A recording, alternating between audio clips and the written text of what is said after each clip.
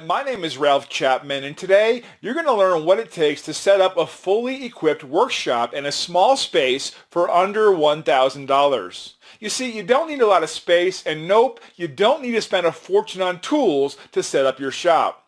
So what I'm about to share with you could save you years of tedious trial and error and tons of wasted money. Over the next few minutes, you'll discover the 3 most common mistakes people make when setting up a shop and how you can avoid them right from the start. It's kind of heartbreaking for me because I believe anyone can set up a shop in a small space without taking on a second mortgage. And it's probably not as difficult as you might think. But there's a lot of misinformation on tools and shop setups. So today, I'm going to break down the 3 most common mistakes and how you can avoid them. So let's dig in.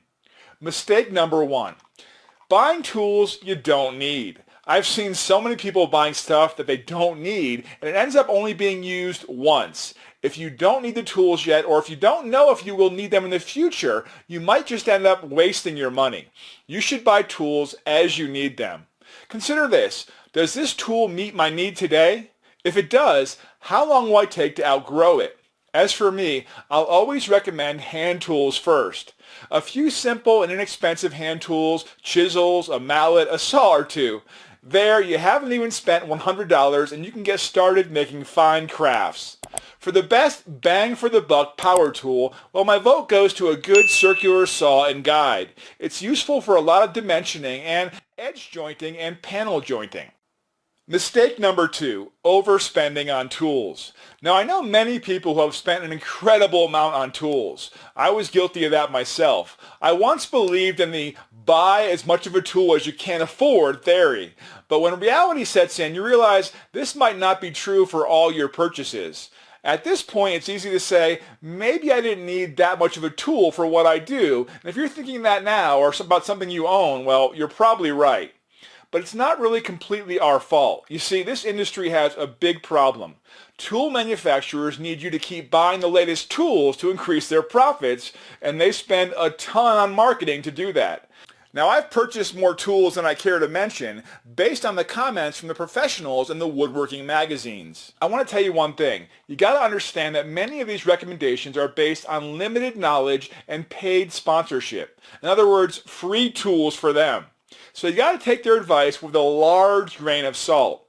Also, tool manufacturers will keep coming up with minor upgrades that are not necessary. So ignore the marketing efforts of tool companies while you make the right decisions in tool buying.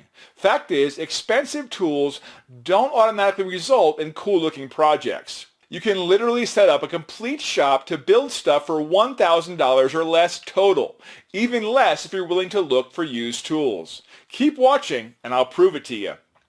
Mistake number 3, assuming you need a large space. The common myth is that you need a large space for woodworking. When I first started out, I set up my shop in a dingy, small corner of my apartment. I didn't have much of a budget, so I was forced to learn how to build impressive projects without any expensive tools, a real shop, or a ton of space. I literally had to run long extension cords from the living room to my shop. It was small and cramped, but it worked out just fine, and I built some of my best pieces in that workshop, and it started my passion for woodworking. So don't be discouraged if you don't have adequate space. Truth is, you don't need crazy expensive tools or even that much space to make stuff. One thing I've learned when I first started was to make sure the equipment is movable. This is useful if you have a shop in your garage or in a small space. Even better, it'd be ideal to have a portable all-in-one workbench. One example is this 4-in-1 workstation that I built. I'll show you how to get access to this plan shortly. These 3 common mistakes are why many people give up and never pick up this beautiful hobby. In fact, many books or tutorials don't even mention them. I've bought hundreds of tools over the last 10 years and tried most of the popular ones. I don't want you to have to make the same mistakes as I did, so I set out to put my decades of experience, everything I've learned, both the tools list, workshop setup guide, suppliers list, into one easy-to-follow blueprint. So you don't have to go through all the trial and error of tools, all the wasted money, all the boneheaded mistakes, and all the frustration that I went through. And the most important part of this guide is a list of the absolute best tools to get and where to buy them for the lowest price. Once you have this list, you won't have to spend any more of your precious time researching tools, and more than that, you're going to save yourself hundreds or even thousands of dollars in the long run by buying the best tools from the start. Even Amazon, Lowe's, and Home Depot will not give you the best price on quality tools like you think they will. But my secret tool source can save you at least 70% off their prices, and no, it's not Harbor Freight. So it's my pleasure to introduce you to Ultimate Small Shop, how to set up a complete small workshop on a budget. Now in this detailed guide, I'll take you by the hand and show you exactly how to set up a fully functional workshop for under $1,000 and do it with very little space. In fact, if you have just 8 by 8 square feet, I promise you can set up a workshop just as great as the $10,000 plus ones the experts use. Inside this 246-page illustrated book, there are 6 modules, one for every area of setting up a home workshop, and this includes module number 1, tool selection. By far the biggest way woodworkers lose money and get discouraged is tool selection. In this module, I'll show you how to determine exactly which tools you need for your woodworking hobby before you start buying, so you'll never blow your hard-earned cash on a tool that just ends up sitting in a box unused. My hand tool only shopping list if your budget is under $500, my power tool and hand tool shopping list if your budget is under $1,000, my secret source for buying tools at huge discounts. I'll show you where to buy them at 40 to 60% off what you'd pay at Home Depot, Lowe's, Amazon, or even Harbor Freight. It's on page 89 of the guide. The 5-second trick that keeps your tools and machines in top working condition. The manufacturers won't tell you this for a reason.